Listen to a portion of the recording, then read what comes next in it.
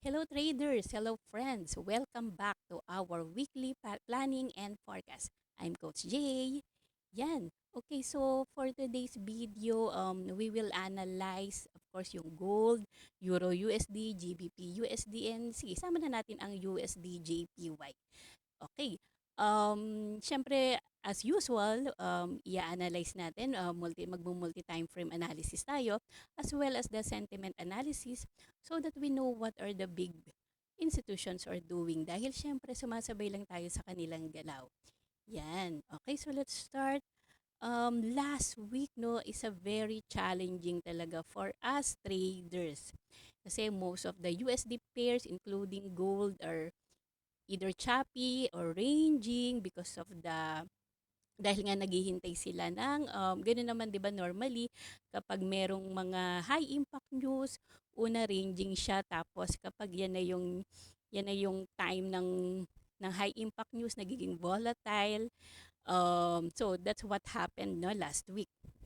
Okay, because of the NFP and yung FOMC statement, I think it happened nung Friday, teka, tingnan natin nung FOMC. Ayan. So, May 2, Thursday, 2 a.m. dito sa Philippines. Okay.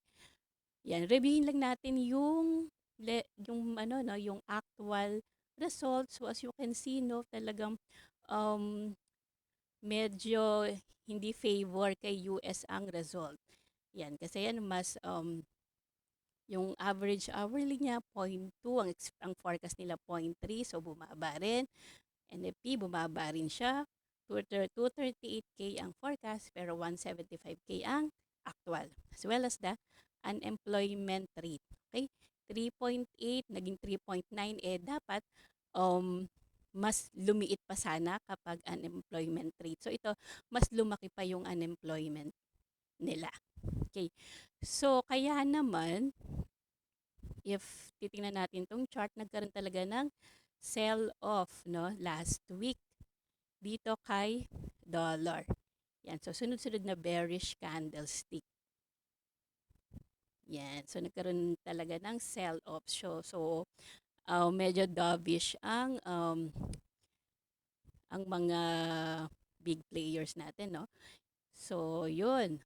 However, yung price ngayon ay naririto sa level ng previous resistance na to and possible naman siyang maging turned into support. Okay? So, lining up din yan dito sa 61.8% natin na FIB ratio. Okay? So, syempre hindi pa natin sure kung talagang mag-hold ito dahil although ito ay hammer pa rin naman pero may possibility pa rin na i-retest niya pa itong sa may week ng candle na to, no? So, pwede pang hanggang 70% or dito mismo sa week na to. Yan, dahil may level din naman dyan. Okay? Yan. So, medyo careful na naman tayo sa pagtitrade ng mga US dollar index kasi medyo neutral ako kay US dollar. Let's look at the H4. Yan, dito naman sa H4, may possibility rin na mag-ranging lang din ang market dito kay US dollar. So, possible na mag-ranging lang siya dito sa area na yan. Okay? Yan. While they are waiting talaga dun sa magiging decision nila for the interest rate. No? Kasi they're expecting for the interest rate cut. Let's check some news. Dollar retreats as weak. US reports bolster Fed rate cut hopes. Yan. So, they are waiting for kung talagang magka-cut ng rate. Okay? Ang US. The dollar index fell to a 3-week low and finished down by negative 0.25. The dollar sank Friday as Treasury note yields retreated on the weaker than expected reports on US April non-farm payrolls and the April ISM Services Index. Yan. So medyo mahaba yan. You can read na lang the news. Okay? So let's go back to the chart. Yan nga, no? So yan yung possible na mangyari for the coming days. Magkaroon lang muna ng ranging. Okay? So, so neutral tayo kay US dollar index habang naririto siya sa loob nitong ranging area na to. Okay? So, let's move on na agad tayo kay gold. Okay. And then, dito naman sa weekly muna.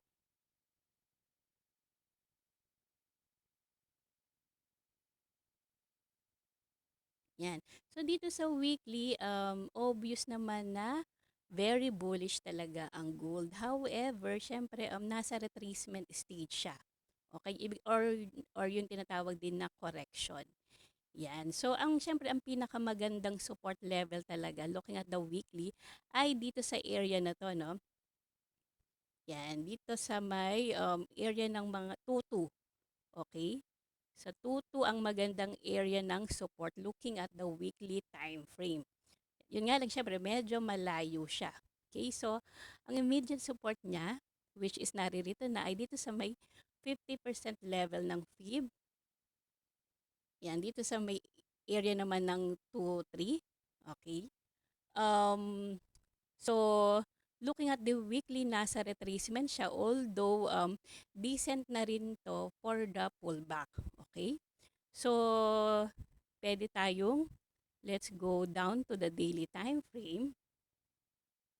Okay. So, dito sa daily time frame, bearish pa ang pinapakita sa atin. Okay?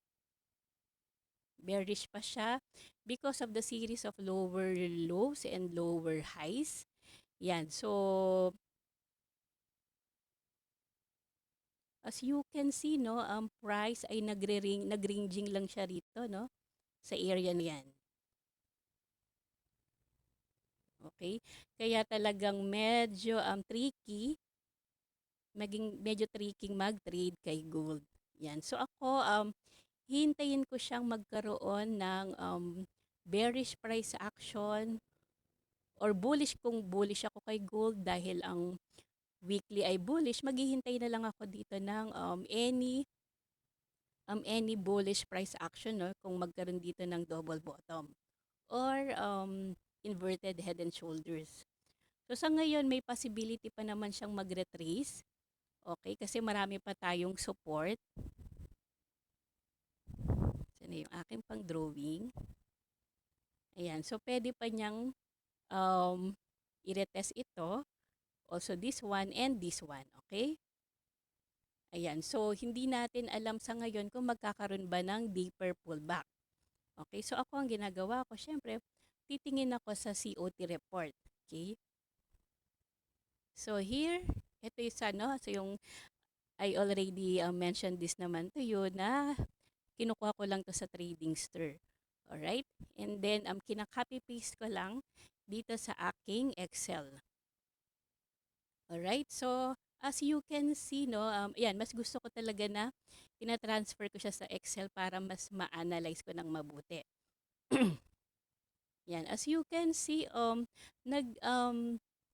nagkakaroon na naman ng ang net positions ay increasing, di ba?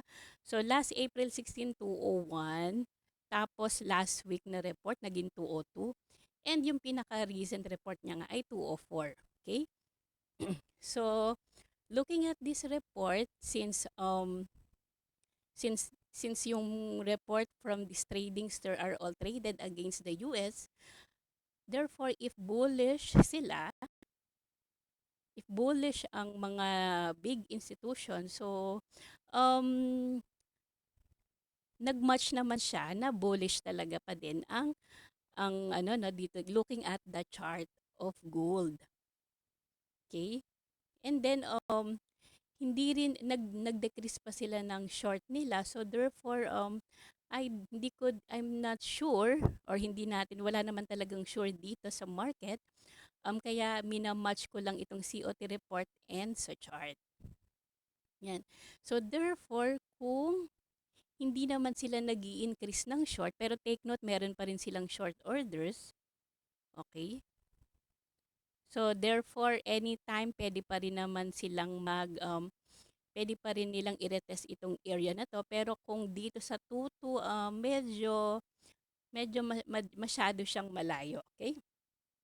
So either na i-test niya ito, and then baka that's the time 'pag nakakita rito tayo ng, for example, inverted head and shoulders, then, may chance na talagang, umakyat na ulit si gold, 'yan. Pero siyempre dapat by level tayo, puwedeng ang TP natin ay hanggang dito muna, tapos 'pag, hindi niya nire-reject, puwedeng hanggang dito, okay. 'Yan. So 'yan yung, forecast natin kay gold. Okay, so possible na magkaroon pa siya ng another leg to the downside.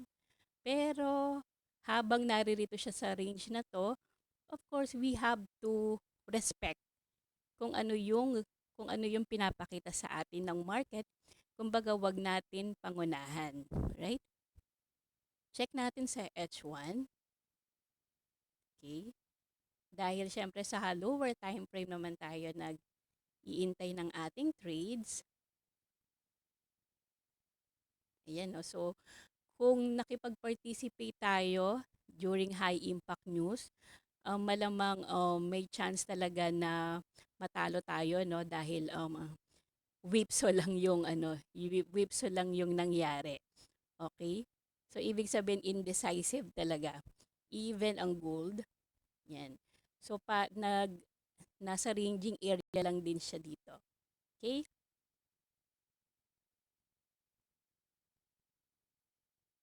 'Yan. Okay, so pwede naman tayong mag-trade using, syempre, ang play lang natin dito ay yung rotational, no? Dahil, for example, pag pumunta dito yung price, saka tayo mag-sell para maganda yung ating risk to reward ratio, okay? And then pag naman na-reach niya itong support, we can buy naman. And then siguro hanggang dito na TP, okay? At least maganda pa rin, 1:2 ang ratio natin. Pero kapag, again, pag nasa gitna, hindi magandang location yon. Yan. Or kung medyo sigurista kayo, syempre, hintayin nyo lang na either magkaroon ng breakout dito sa ranging area na to. So, pag nagkaroon ng breakout at pag niretest niya, we can buy naman. Or, kung ine-expect natin na magkakaroon pa ng leg to the downside or magre-retrace pa siya deeper, syempre, hintayin din natin na magkaroon ng breakdown. Ay, sorry.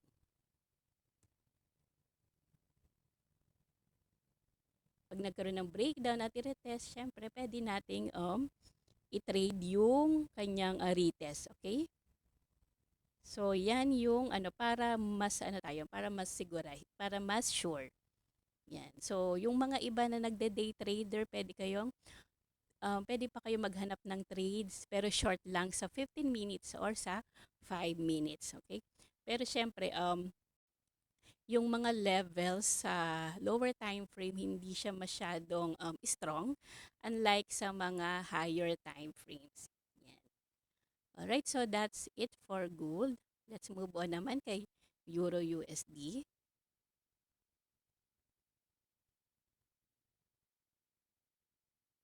Okay, so Euro USD, looking at the weekly time frame.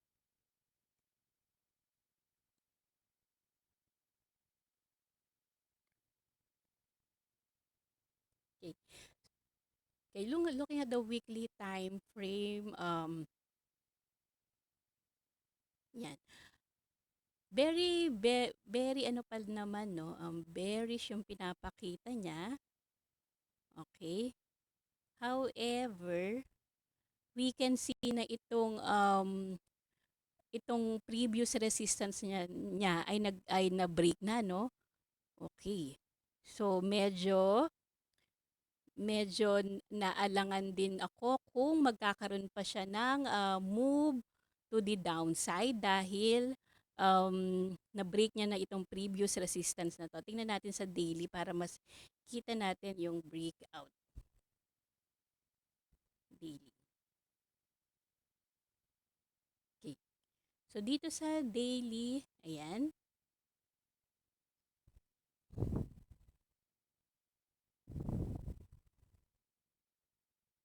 Saan yung aking pang? Ito na lang hinahanap. Okay. Yan. So, nasa magandang level din siya ngayon. Okay. Kaya lang, no, yan yung previous support, tinest niya as resistance, and then nagkaroon na ng breakout. Okay. Ayan. Na-break niya na itong resistance na to. So, possible na maging support. I-test niya ulit as support like what happened dito. Yan. So, very crucial din dito sa Euro USD, and at the same time, nagkakaroon na rin siya ng ayan, higher high. Okay? Yan. Okay, so pag ganyan, if ever na gusto nyo siyang i-trade, dahil bearish pa kayo, baba kayo sa H1. Baba tayo sa H1.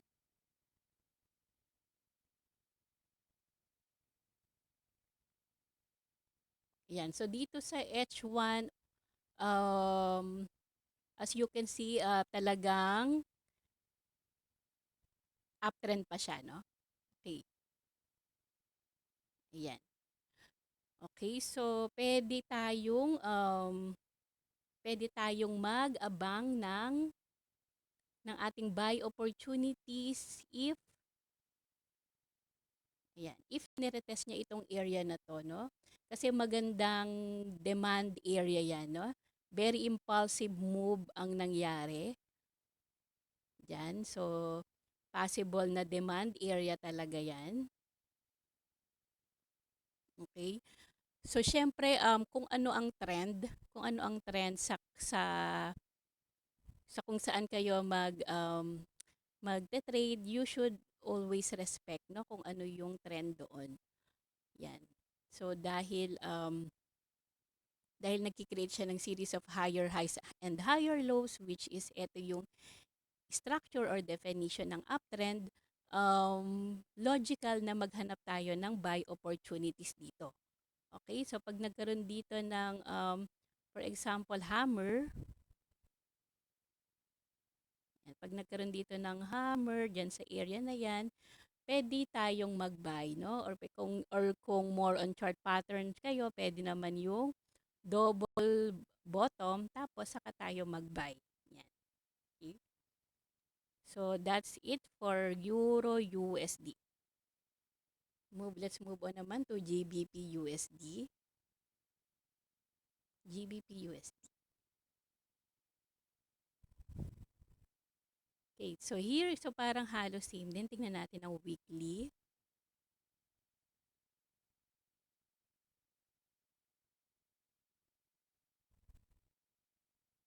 Ayan, dito naman sa weekly time frame, if magpo-focus tayo, sa kanyang current price action niya, as you can see na meron naman talagang series of lower lows and lower highs, okay? Yan, meron series of lower lows and lower highs, which is also a structure of a downtrend. Yan. However, no, mapansin na naman natin dito na nagkaroon na ng breakout dito sa previous resistance na to na mas kita to sa daily. Yan. Okay?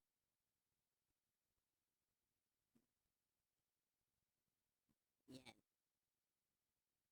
Okay, although dito naman sa daily ay downtrend pa rin naman, maganda rin naman na maghanap tayo ng sell opportunities dito sa GBP USD. let's check ang COT report kung ano yung galaw ng big institutions, okay?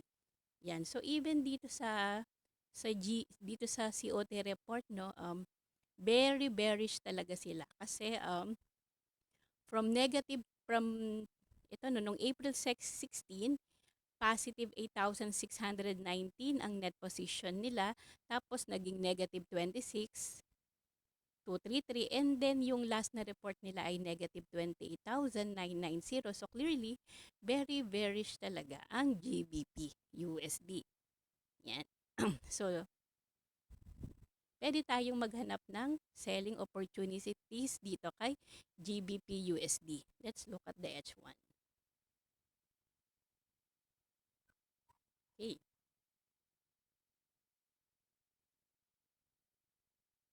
Yan.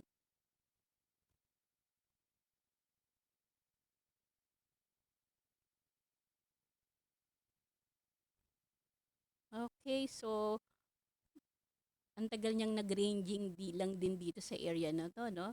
So if ever na magte-trade tayo rito, okay, so sa Monday, very important yung opening niya. Okay, syempre pag nakakita tayo ng red candle pa dito, definitely um, mag-sell tayo. Okay, however, pag very aggressive din kasi nagkaroon dito ng very bullish din, no? Pero mukhang false breakout naman to kasi after nitong bullish candle na to ay nagkaroon ng dalawang bearish candle, no? So ibig sabihin talaga ay pwede pa siyang bumaba, okay? So siguro ako ang magiging target TP ko muna ay dito. Okay? So maganda rin to, nasa 60 pips din. Okay? So